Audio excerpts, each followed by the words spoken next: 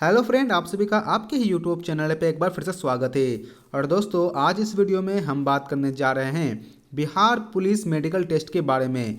और यहाँ पे चाहे मेडिकल टेस्ट बिहार पुलिस में किसी भी डिपार्टमेंट का हो, चाहे वो दरोगा कहीं क्यों ना हो, चाहे वो फॉरेस्ट गार्ड कहीं क्यों ना हो, चाहे वो आपका कांस्टेबल कहीं क्यों ना हो, चाहे वो मध्य क्षेत्र कहीं क्यों ना हो, जितने भी बिहार पुलिस के अंदर जो भी पुलिस डिपार्टमेंट आता है उन सभी का मेडिकल एक ही लगभग एक ही तरह का होता है। मात्र 19-20 का ही फर्क होता है एसआई और कोई और पोस्ट के अंदर। तो आज इस वीडियो में बात करने वाले हैं कि कौन क्या आपका यहाँ पे चेकअप होता है, क्या मेडिकल टेस्ट कैसे होता है और किसमें आप छट जाते हैं, इन सभी चीज़ के बारे में। तो चलिए दोस्तों, वीडियो को शुरू करते हैं। तो यहाँ पे मेरे पूरा A to Z मैं यहाँ पे दे दिया हूँ डिटेल। आपको यहाँ पर शुरू से अंत तक आपको ये वीडियो देखते चल जाना है और एक भी वीडियो यहाँ पे स्किप नहीं करना है, क्योंकि मैं यहाँ पे एनिमेशन के साथ और आपको इमेज के साथ मैं समझाने की कोशिश किया हूँ कि किस प्रकार से आप इसे चेक कर सकते हैं अपने मेडिकल टेस्ट को। तो सबसे पहले हम बात करेंगे आई टेस्ट के बारे में। यहाँ पे आंख के टेस्ट के बारे में बात करने वाले हैं कि आंख का टेस्ट में क्या चेकअप किया जाता है। कुछ 2-3 प्रकार के आंख का टेस्ट होते हैं, उसके बारे में हम बात करने वाले हैं। तो सबसे पहले होता है स्क्वांट आई, यानी कि जो सिकरी हुई आंख होती है, भेंगापन होता है, उसके बारे में कहा है। यानी कि निगाहें कहीं और निशाना कहीं और होता है। तो गाना भी याद होगा, कहीं पे निगाहें कहीं पे निशाना जो है गाना उसी तरह से। यानी कि आंख यहाँ देख सकते हैं इन सज्जन का कि आंख एक सीधा आंख, एक आंख क्या टेढ़ा है, जिसको बोलते हैं भेंगापन। आप लोग भेंगापन से आप लोग भी जानते होंगे, अच्छे से मालूम है भेंगापन किसे कहते हैं। तो आपका अगर आंख का भेंगापन होगा तो आप वहाँ पे छट जाइएगा, आप वहाँ पे आपको नहीं दिया जाएगा आपको सिलेक्शन। उसी प्रकार से पूछा गया है आई साइट के बारे में भी। अभी आई साइड का मतलब कितना है, तो 6/6 और 6/9, ये आपको मालूम होगा। 6/6 और 6/9 ही मांगता है। विदाउट चश्मा और विदाउट चश्मा के बारे में पूछता है, चश्मा पहन के भी या चश्मा ना पहन के भी आपको यहाँ पे देखने को मिलता है। जैसे मैंने यहाँ पे आपको लिखा है कि यहाँ बिहार पुलिस के अंदर ये एएसआई या एसआई पुलिस को हो, सभी में इस प्रकार का चेकअप किया जाता है 6/6 और 6/9। अभी 6/6 और 6/9 का मतलब क्या होता है, एक आपको चार्ट दे देता है जहाँ पे ABCD लिखा होता है, आपको वहाँ पढ़ने बोला जाता है। वो अब यहाँ डॉक्टर होता है, वो अपने हिसाब से बता पाता है कि आपको 6/6 आपका है, 6/9 है। वो आपको भी पता होगा कि अगर पूरा अच्छी तरह से रीडिंग कर लेते हैं पूरा, तो आपको 6/6 देता है। अगर थोड़ा सा प्रॉब्लम होता है तो 6/9 आपको वहाँ पे अलाउड कर दिया जाता है। इससे कोई प्रॉब्लम नहीं, लेकिन 6/6 और 6/9 होगा तो आपका सिलेक्शन आपका हो जाएगा, कोई दिक्कत नहीं है। उसके बाद यहाँ लिखा हुआ है I must have full field vision. ये क्या चीज़ है?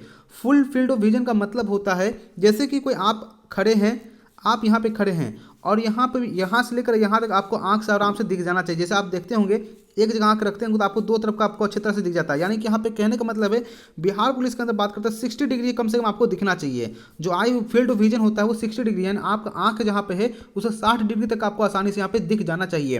वो यहाँ पे समझाने के बाद किया गया है। जैसे आप यहाँ देख सकते हैं 60 डिग्री के बारे में पूछ रहा है, तो 60 डिग्री आसानी से आपको दिख जाना चाहिए आंखें से।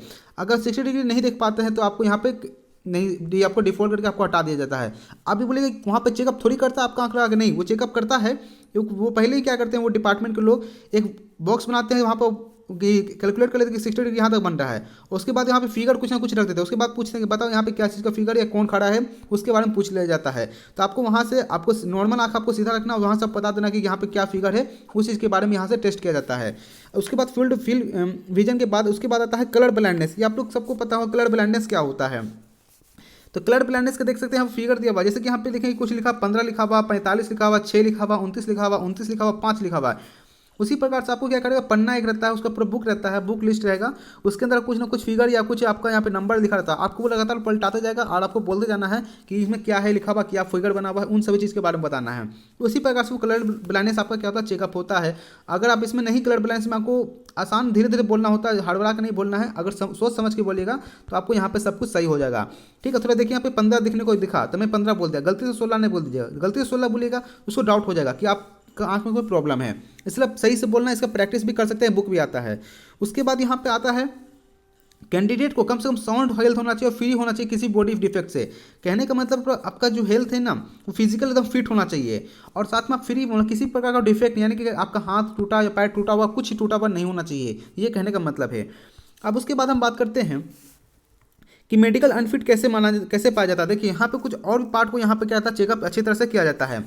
जैसे आप यहाँ देख सकते हैं चेकअप क्या करता है आपका है, चिकित्सा परीक्षण में पुलिस चिकित्सा परीक्षा के दौरान शरीर के पूरे अंगों की जांच की जाती है। यानी आपका पूरा अंग की जांच की जाए, पूरा पार्ट्स का आपका चेकअप किया जाता है, जिसमें आपके शरीर के निजी अंग को चेक किया जाएगा, और आपके शरीर के सभी गुप्त भागों को भी चेक किया जाता है इसके अंदर है, जिसमें आपको लिंग परीक्षण देना पड़ता है, गुदा परीक्षण, अंडकोश, हाइड्रोसील, अंडकोश का बढ़ना, सूजन शामिल, इन सभी चीज़ को यहाँ पर देख सकते हैं। आपका सब कुछ चेक होता है, चाहे एड्स, HA, STD, इन सभी चीज़ का, आपका बवासीर, इन सभी चीज़ का यहाँ पे चेकअप होता है। आप यहाँ पे इसको समझ लीजिए अच्छी तरह से। आपके पास अगर कोई भी लक्षण है तो उसको आप सही करवा के रख लीजिए, आपके चेकअप आजकल हो जाता है। तो उसके बाद आता है फिजिकली हैंडीकैप्ड के बारे में। अगर आप किसी प्रकार से फिजिकली हैंडीकैप्ड होंगे तो आपको यहाँ पे क्या होगा, आपको अलाउ नहीं किया जाएगा। लेकिन हाँ, अगर हम बात करते हैं मद्य निषेध की बात करते हैं, जो कि मद्य निषेध के अंदर क्या है कि फिजिकली हैंडीकैप को अलाउ किया गया है। बाकी और जल्दी मैं इसे नहीं देखता हूँ कि बिहार पुलिस में और किसी डिपार्टमेंट या विकलांग को यहाँ पे नौकरी यहाँ पे मिलने का चांसेस होते हैं। यह शारीरिक विकलांगता सिर्फ मद्य निषेध में दिया गया अलाउ है, बाकी और किसी में अलाउ नहीं होता है, ये भी ध्यान रखना है। अगर आप इसमें आपका पैर टूटा हुआ हो या आप विकलांग है, पैर से चल नहीं फिर पाते, अंधे हों या बहरे हों, तो इन सभी में आपको यहाँ डाउटफुल होता है, आपको यहाँ पे नहीं दिया जाएगा मेडिकल फिटनेस में, आप पास नहीं हो पाइएगा। उसके बाद आता है नॉकिंग नी, यानी नॉक नी बोलते हैं, जहाँ पे आपका जो घुटना होता है, जहाँ पे ये जो पार्ट होता है, ये आपस में क्या होता है, चिपके हुए रहते हैं, ठीक है। और यहाँ पे आपको क्या करता है, आपका पैर को बोलता है कि 45 डिग्री पर बना के आपको खड़ा हो जाइए, और यहाँ से पता चल जाता है कि अगर ज्वाइंट हो रहे हैं, दोनों सट रहा है, जैसे यहाँ देखते सट रहा है, तो यहाँ पर नॉक नी कहलाता है। अगर नॉक नी फ्री कब होगा, जब आपका ये दोनों पैर जब सट नहीं रहा, जैसे आप यहाँ देख सकते पहला फिगर यहाँ पर जो दिया हुआ है, ये नॉक नी फ्री है, इसमें कोई नॉक नी नहीं है, इसमें नॉक नी लगा हुआ है, यहाँ पे देखिए यहाँ पर टच हो रहा है, तो ये आपको यहाँ पे रिजेक्ट कर देता है। ये आपका ये सब बेसिक किस्म आपका चेकअप होता ही होता है। उसके बाद आप बात करते हैं पिजन चेस्ट के बारे में। पिजन चेस्ट का मतलब क्या होता है, जहाँ पे आपको जो सीना जो होता है वो थोड़ा कहीं पे ऊबड़ खाबड़ होता है, ठीक है, उसके बारे में बोला जा रहा है। तो ये आपको भी पता चल जाएगा, यहाँ पे देख सकते हैं सीना, चेस्ट, छाती का विकसित ना होना, मतलब अच्छी तरह से विकसित नहीं हो छाती, आपका छाती में कमी या किसी प्रकार विकृति नहीं होनी चाहिए, जैसे किसी छाती का अंदर धंसी होना या असमान उभार होता है, टेढ़ी मेढ़ी होती है, तो उसे पिजन टेस्ट कहते हैं। अगर ये आपके पास में होगा तो आपको इसे मेडिकली अनफिट कर दीजिएगा, आप छट जाइएगा। लेकिन इसका भी ट्रीटमेंट चलता है, आपका पता कर सकते हैं इसका ट्रीटमेंट होता है कि नहीं होता है। उसके बाद एक मेन चीज़ आता है फ्लाइट फुट के बारे में। समतल पैर या सपाट तलवे नहीं होनी चाहिए। तलवा जो आपका होता है, पैर जो होता है, यहाँ पे देख रहे हैं तलवा जो आपका स्ट्रेट एकदम है, लेकिन जबकि पैर का जो बनावट असली में इस प्रकार का होना चाहिए, यानी कि बीच में गड्ढा होना चाहिए।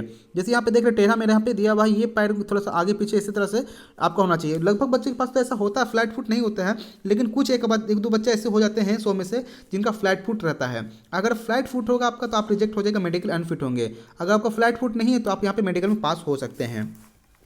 उसके बाद आगे बात करते हैं वेरिकोज वीन्स, यानी कि जहाँ तहाँ पर पैर नस, जो पैर के हाथ जहाँ तहाँ का क्या होता है नस में सामान्य तौर पर सूजन नहीं होना चाहिए, यहाँ पर सूजन आ जाता है, उसको बोलते हैं वर्कियोज वीन्स कहते हैं। यहाँ पे देख रहे हैं इस बच्चे का क्या है, यहाँ पे जो नस यहाँ पे क्या होगा, फूल गया है, जहाँ तहाँ जैसे फूल जाता है, जैसे होता है कभी नोच से कभी आता है जगह पे फूल जाता है, उसी प्रकार से बोल रहे हैं, उसी प्रकार से यहाँ पे जहाँ तहाँ सूजन नहीं होना चाहिए। एक नॉर्मल पैर होगा तब आपको कोई दिक्कत नहीं है। अगर इसका भी कोई बीमारी का इलाज होगा तब प्लीज़ आप पहले चेकअप करा लीजिएगा, उसके बाद यहाँ पे मेडिकल में जाइएगा। उसके बाद आता है हेमाटोज।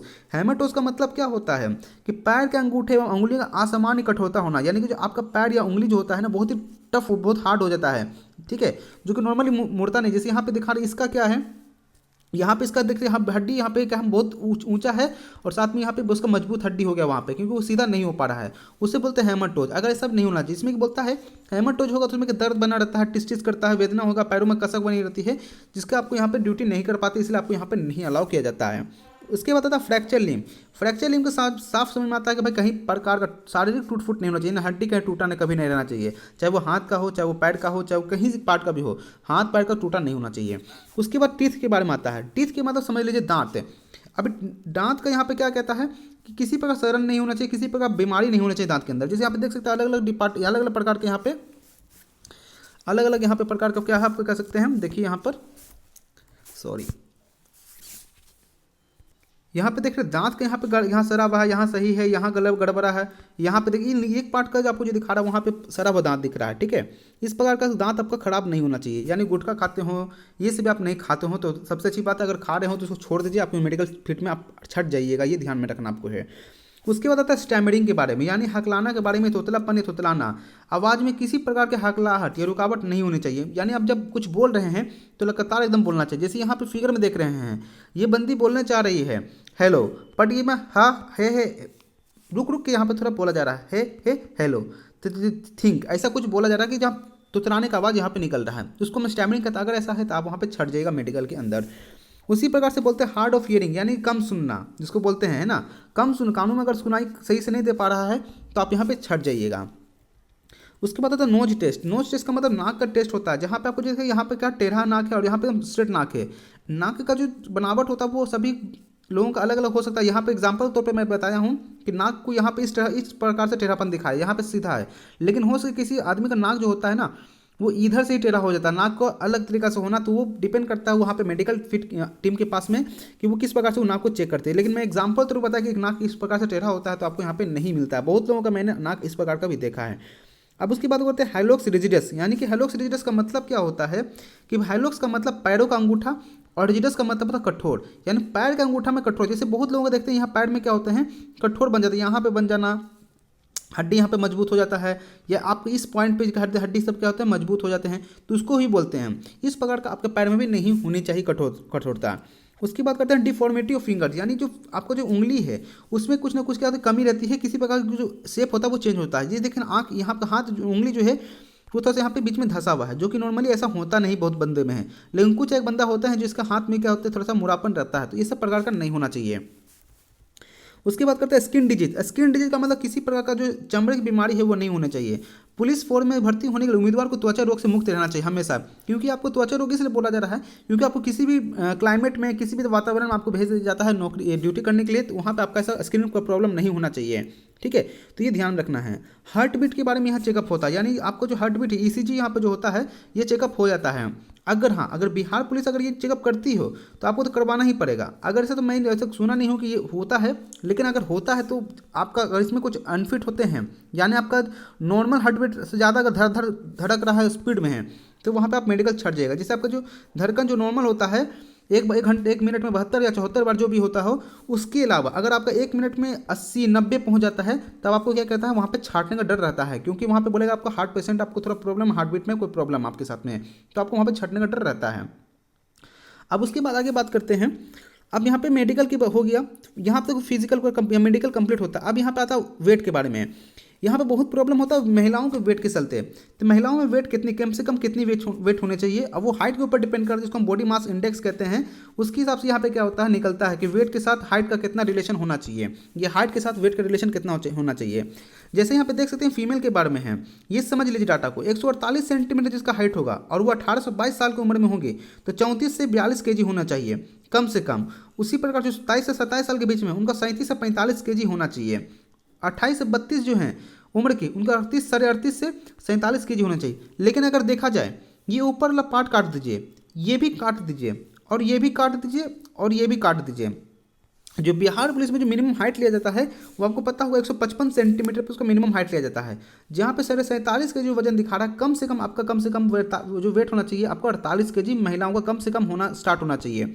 अगर 48 केजी आपका नहीं है वेट तो आप यहाँ पे छट जाइएगा 155 सेंटीमीटर वाला के साथ में। उसी प्रकार से 48 केजी कम से कम होना चाहिए। और ये एज से कोई मतलब यहाँ नहीं, बस यहाँ पे आपका हाइट देखिए और अपना वेट देखिए, उसके यहाँ पे मेन होता है। तो यही भी यहाँ पे डाटा पूरा दिया हुआ है। यहाँ पे हो सके डाटा के अंदर मैं कह देता हूँ पहले ये जो डाटा दिया हूँ टेबल का, ये हो सके +- 2 केजी का फर्क पड़ सकता है, +- 2 केजी का फर्क पड़ सकता है हाइट के साथ में। याद लीजिए मैंने यहाँ पे 160 सेंटीमीटर हाइट है तो हो सके 52 केजी, 52.5 केजी, 53 केजी पहुँच सकता है। ठीक है, तो ऐसा हम कह रहा हूँ कि इस तरह से +- 2 केजी 3 केजी चलेगा ही चलेगा, क्योंकि एग्जैक्ट डाटा मैं यहाँ पे नहीं कह सकता हूँ कि यहाँ पे क्या लिया जाता है। उसी प्रकार से मेल के बारे में पूछा जाएगा तो मेल का किस प्रकार से होगा, तो इनका भी डाटा उसी प्रकार से यहाँ पे दिया हुआ है। अब देखिए पुरुषों के अंदर अगर हाइट की बात करते हैं, यहाँ पे हाइट अलग अलग यहाँ पे लिया जाता है। अब चलिए हाइट की बात करते हैं, पुरुषों का हाइट कितना कम से कम मांगा जाता है, तो आपको पता होगा SC ST और EBC का जो हाइट होता है कम से कम आपको मालूम है 160 सेंटीमीटर। वहीं पर अगर बात करते हैं BC1 BC2 की, तो जिसको BC कहते हैं उनका 162 सेंटीमीटर, और वहीं जनरल की बात करते हैं तो 165 सेंटीमीटर हाइट कम से कम होना चाहिए। अब यहाँ पे देख लीजिए 160 सेंटीमीटर जिसका वजन होता है उसका 50 केजी 56 केजी प्लस कम से कम होना चाहिए वजन। तो ध्यान रखना है पुरुषों का कम से कम 50 केजी प्लस रखना होगा अपने आपको, 50 से 55 केजी प्लस रखना होगा, तभी उनका जो सिलेक्शन है वो आसानी से हो जाता है। तो इस प्रकार से आप चेक कर सकते हैं, आपका इसी प्रकार से पूरा वेट के साथ में चलता है। तो आशा करता हूँ दोस्तों ये पूरा फुल डिटेल आपको पता चल गया होगा कि मेडिकल बिहार में किस प्रकार का होता है। और अभी भी आपको कोई कन्फ्यूजन है मेडिकल के टेस्ट में तो प्लीज़ कमेंट करके पूछिएगा आपको क्या प्रॉब्लम है। और जिन भी बच्चों को पता हो कि इसके अलावा और भी कोई टेस्ट होता है तो वो भी जरूर कमेंट में कर दीजिएगा, क्योंकि मैं उसका कमेंट को पिन अप कर दूंगा, ताकि जो भी बच्चे ये वीडियो देखने के बाद जिसको लगेगा ये टेस्ट होता है कि नहीं, तो वो कमेंट से देख सकते हैं कि हाँ जो कमेंट में क्या किया था, नहीं किया हुआ लिखा हुआ है। तो आशा करता हूँ दोस्तों वीडियो बहुत अच्छा लगा होगा। अगर वीडियो बहुत अच्छा लगा हो तो प्लीज़ वीडियो को लाइक कर दीजिएगा, वीडियो को शेयर कर दीजिएगा और चैनल को सब्सक्राइब जरूर कर लीजिएगा। मिलेंगे नेक्स्ट वीडियो में, तो thank you for watching this video.